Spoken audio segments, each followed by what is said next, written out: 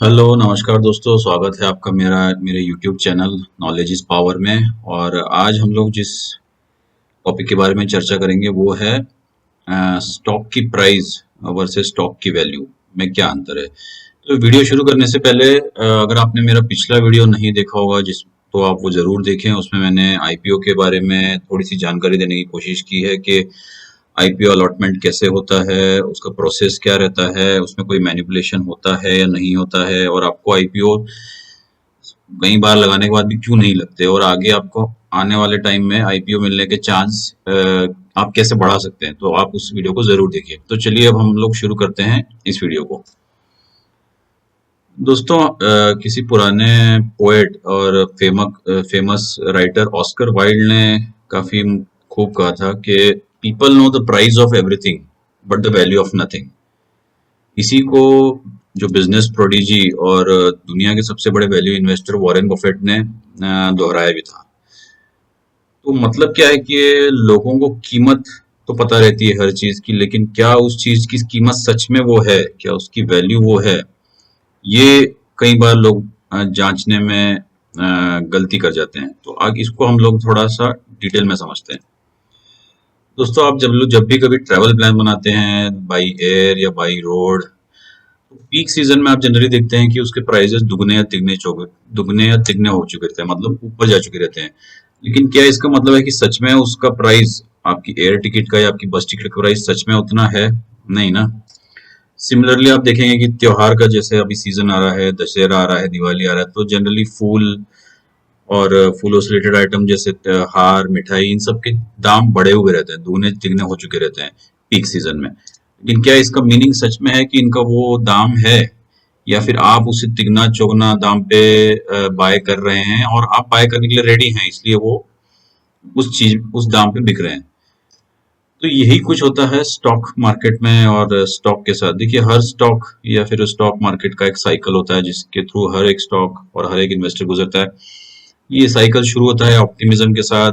हम लोग स्टॉक लेते हैं, फिर वो ऑप्टिमिज्म एक्साइटमेंट में बदल जाती है, स्टॉक का प्राइस ऊपर जाने लगता है, वो फिर एक्साइटमेंट थ्रिल में बदल जाता है, फिर हम लोग उसे और बाय करने लगते हैं स्टॉक को, और फिर वो यूफोरिया में बदल जाता है जो कि अनंतकालीन सुख में बदल जाता है। हमें लगता है कि हम सही स्टॉक में चढ़ गए हैं, उसका प्राइस बढ़ते ही जा रहा है और हम लोग उस स्टॉक से मैरिड हो जाते हैं एक तरह से, और फिर वहां से शुरू होता है स्टॉक का गिरना या फिर स्टॉक मार्केट का गिरना। तो वो हमारा जो यूफोरिया है या अनंतकालीन सुख जो है वो बदलने लगता है एंग्जाइटी में। एंग्जाइटी फिर बदल जाती है डिनायल मोड में, कि हम सोचते हैं कि नहीं यार, ये इतना अच्छा स्टॉक कैसे गिर सकता है, ये जरूर ऊपर जाएगा, तो हम लोग उसको होल्ड कर लेते हैं। फिर वो डिनायल बदल जाता है फियर में, घबराहट में। तो अब हम घबराने लगते हैं कि हमारी होल्डिंग जो थी वो कभी 5 लाख थी, अब वो आ गई है 3 लाख पे, तो हम लोग फिर भी घबरा के उसे होल्ड करते हैं। फिर वो घबराहट बदल जाती है डेस्पिरेशन में, तो हम लोग और वहां पे थोड़ा सा जो है एवरेजिंग कर लेते हैं, हम और थोड़े स्टॉक ऐड कर लेते हैं कि नहीं नहीं, ये इतना वैल्यू तो कम नहीं हो सकता इस स्टॉक का, तो हम लोग इसे ऐड करेंगे, ये फ्यूचर में ऊपर जाएगा। अब ये पूरा होल्डिंग हम लेके बैठ जाते हैं और वो बदल जाता है पैनिक में, और उसके बाद वो अल्टीमेटली डिप्रेशन में हम पूरी होल्डिंग हमारी बेच डालते हैं सबसे लो प्राइस पे, जो कि मे बी उस प्राइस की एक्चुअल वैल्यू हो सकती है, जिसको मैंने पिछले एग्जांपल में आपकी रोजमर्रा की जिंदगी से कनेक्ट करती करने के कोशिश में समझा है। और इसके बाद फिर से वही साइकिल शुरू हो जाता है होप का, फिर रिलीफ रैली आती है, फिर ऑप्टिमिज्म, और फिर वही एक्साइटमेंट, फिर वही थ्रिल। तो ये साइकिल इसी तरह स्टॉक मार्केट में चलता रहता है। तो देखिए, मैं आपको कुछ स्टैटिस्टिक देता हूँ। देखिए, मेरे हर वीडियो में एक चीज आप जरूर नोटिस करेंगे कि मैं स्टैटिस्टिक्स देने की कोशिश करता हूँ मेरे हर वीडियो में। वो कोई भी बात हवा में करना ये मुझे पसंद नहीं है, कि देखो it has to be supported by some kind of evidence, some kind of proof. तो ये पिछले 25 साल में क्या वेल्थ क्रिएटर्स रहे हैं और कौन से स्टॉक्स वेल्थ डिस्ट्रॉयर्स रहे हैं। तो वेल्थ क्रिएटर्स की अगर हम बात करें तो ऑब्वियसली टॉप पे है इन्फोसिस, जिसने कि 25 ईयर सीएजीआर होता है कंपाउंड एनुअल ग्रोथ रेट, यानी कि सालाना 30% का रिटर्न इन्फोसिस ने कमा के दिया है। तो year on year 30% every year, which beats any kind of a mutual fund, और it's the highest return which any stock has given.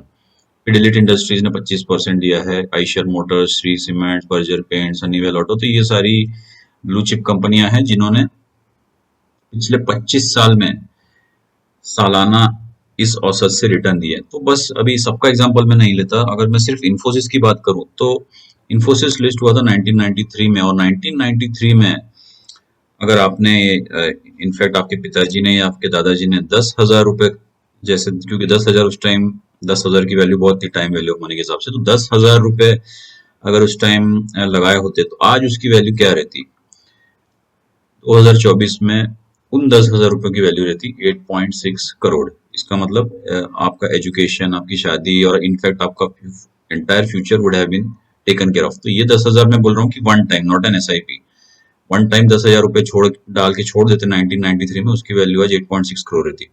वहीं पर ये जो वेल्थ डिस्ट्रॉयर्स रहे हैं कि यूफोरिया में लोगों ने इनको बाय तो कर लिया, लेकिन आज उनकी अगर हालत देखें हम, रिलायंस कम्युनिकेशन सब पे टॉप पे है, सबसे टॉप पे है, GTL infrastructure, HDIL, Unitech, Videocon, Reliance capital, ADAG group के ही हैं दो तीन चार स्टॉक। तो अगर आपने पिछले 10 साल से इनमें एसआईपी भी की रहती है हर महीने 10,000, तो उनकी वैल्यू आज जीरो रहती, क्योंकि ये इनके टॉप से 99% तक लगभग गिर चुके हैं। मतलब they have been completely destroyed. ये राइट ऑफ हो चुके हैं आपकी बुक से अगर आपने इसमें इन्वेस्टमेंट की हो तो अब मैं आपको लेके चलता हूँ कि जो मेरा टॉपिक है एक्चुअली, कि स्टॉक प्राइस और स्टॉक वैल्यू में क्या अंतर है। देखिए, स्टॉक प्राइस जो रहता है वो किन चीजों पे डिपेंड रहता है? स्टॉक मार्केट के अप एंड डाउन से डिपेंड, स्टॉक मार्केट के अप्स एंड डाउन पे डिपेंड करता है। उस स्टॉक से रिलेटेड कोई न्यूज हो या फिर उस इंडस्ट्री से रिलेटेड कोई न्यूज हो, उस पर डिपेंड करता है। और ओवरऑल इन्वेस्टर का सेंटिमेंट क्या है उस पर डिपेंड करता है कि इन्वेस्टर्स उस स्टॉक को भी, उस इंडस्ट्री को, उस सेक्टर को कैसे परसीव कर रहे हैं, ओवरऑल मार्केट को कैसे परसीव कर रहे हैं, उसके ऊपर जनरली किसी भी स्टॉक का प्राइस डिपेंड करता है, और उस हिसाब से वो ऊपर नीचे होता है। अब स्टॉक की वैल्यू या फिर उस बिजनेस की वैल्यू किन फैक्टर्स पर डिपेंड करती है? यह है intrinsic value of the business, मतलब उसकी कोर वैल्यू क्या है बिजनेस की। देखिए दोस्तों, हर बिजनेस की एक एक कोर वैल्यू रहती है। अगर हम टाटा मोटर्स की बात करें तो उसकी एक इंट्रिंसिक वैल्यू रहती है, जो कि अलग अलग तरीके हैं जिसे निकालने के। उस it's little bit of a technical field, जो कि मे बी हम लोग जैसे जैसे प्रोग्रेस करेंगे हमारे वीडियोस में, आपको आगे चल के मैं बिजनेस मॉडलिंग के अंडर ये कवर होता है कि इंट्रिंसिक वैल्यू किसी बिजनेस की कैसे निकाली जाती है। इंडस्ट्री आउटलुक, उस इंडस्ट्री का ओवरऑल आउटलुक क्या है, जैसे कि अभी फिलहाल जो चल रहा है सोलार इंडस्ट्री का आउटलुक बहुत अच्छा चल रहा है, और इसे लॉन्ग टर्म तौर पे माना जा रहा है कि इसके इस इंडस्ट्री में जो भी स्टॉक्स रहेंगे वो आगे चल के अच्छा परफॉर्म करेंगे। और गवर्नमेंट पॉलिसीज, ये भी जो है एक स्टॉक वैल्यू इसके ऊपर डिपेंड रहती है। इन दोनों चीजों में स्टॉक प्राइस के जो फैक्टर्स हैं और स्टॉक वैल्यू के जो फैक्टर्स हैं, दोनों में आप एक एक स्ट्राइकिंग डिफरेंस जो मैं आपको बताना चाहूंगा कि स्टॉक प्राइस जिन फैक्टर्स पे डिपेंड है ये सारे टेम्पररी है। देखिए, स्टॉक मार्केट का मूवमेंट टेम्पररी है, कभी नीचे रहेगा कभी ऊपर रहेगा। न्यूज, किसी भी स्टॉक या स्टॉक मार्केट रिलेटेड न्यूज वो टेम्पररी रहेगी, ज्यादा देर तक नहीं उसका इफेक्ट रहेगा। और इन्वेस्टर सेंटीमेंट भी ऑब्वियसली जो है आपका ये रहेगा टेम्पररी। लेकिन स्टॉक वैल्यू से रिलेटेड जो फैक्टर्स हैं, intrinsic value of the business, industry outlook और गवर्नमेंट पॉलिसीज, ये सारी लॉन्ग टर्म चीजें हैं जो कि काफी लंबे समय तक, और आप इसे या फिर आप इसे कहते हैं कि कह सकते हैं कि इनडेफिनेट पीरियड तक ये जो चीजें हैं ये they will remain the same, या फिर वो काफी हद तक परमानेंट रहेगी। तो ये मेजर डिफरेंस है कि क्यों आपको कभी भी किसी स्टॉक की वैल्यू को जानने की कोशिश करनी चाहिए, ना कि उसके स्टॉक प्राइस के पीछे दौड़ना चाहिए। तो मैं वीडियो को छोटे रखूंगा क्योंकि इसका टेक्निकल एनालिसिस बहुत बड़ा हो जाएगा, लेकिन जस्ट मुझे आपको ये डिफरेंस समझाना है, इसीलिए मैंने ये छोटा सा वीडियो बनाया है। तो अभी एक मिसाल के तौर पे हम लोग समझते हैं कि वोडाफोन आइडिया और एयरटेल, ये दोनों एक ही इंडस्ट्री में हैं, एक ही बिजनेस करती हैं, और लगभग आप सभी व्यूअर्स को पता होगा कि वोडाफोन इंडिया का क्या हाल है और आज एयरटेल कहाँ पे है। तो मुझे एक पॉइंट जो यहाँ पे ड्राइव करना है कि रिटेल इन्वेस्टर्स, आप और मेरे जैसे जो इन्वेस्टर्स हैं, उनकी मेंटेलिटी किस तरह की रहती है दोस्तों। देखिए, अब देखिए वोडाफोन इंडिया का प्राइस हर लेवल पे सिर्फ और सिर्फ गिरा है, पिछले 4 साल से गिर ही रहा है। अब आपको, क्या आप इमेजिन कर सकते हैं कि वोडाफोन इंडिया में रिटेल शेयर होल्डर्स, मतलब जो 2 लाख के नीचे के जो शेयर होल्डर्स हैं आपके और मेरे जैसे, ये कितने रहेंगे, इनकी संख्या कितने रहेगी? वोडाफोन इंडिया के आज की तारीख में जो रिटेल शेयर होल्डर्स हैं, जो वोडाफोन इंडिया के शेयर्स होल्ड करते हैं, उनकी संख्या है 48,63,290, 48,63,290।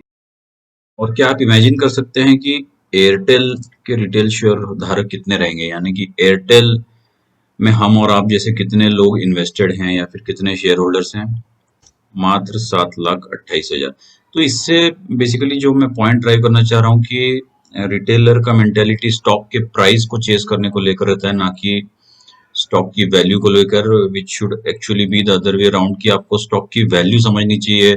उसके लिए आपको ये तीनों जो मेजर फैक्टर्स मैंने बताया, इंट्रिंसिक वैल्यू क्या रहती है उस स्टॉक की, क्या है इंडस्ट्री आउटलुक, क्या है गवर्नमेंट पॉलिसीज उस स्टॉक को या फिर उस बिजनेस को किस तरह से अफेक्ट करती हैं, उसके ऊपर ज्यादा फोकस रहना चाहिए। दोस्तों, मैं टेक्निकल एनालिसिस का इतना बड़ा फैन नहीं हूँ, हालांकि उसके ऊपर बहुत सारी चर्चा होती है और बहुत सारा कंटेंट उसके ऊपर ऑलरेडी बन रहा है। In fact it is a good way, but in the short term, अगर लॉन्ग टर्म में आपको किसी स्टॉक में बने रहना है तो आपको उसका फंडामेंटल्स, उस स्टॉक के फंडामेंटल्स, उसका बिजनेस आउटलुक आपको पता रहना चाहिए, जिसके बेस पे आप एक कॉन्फिडेंटली और कंफर्टेबली स्टॉक में बने रह सकते हैं। ये टेम्पररी फैक्टर जो हैं, stock market news, investor sentiment, इनसे आपको ज्यादा फर्क नहीं पड़ेगा फिर, और आप एक लंबी अवधि में उस स्टॉक पे बने रह सकते हैं।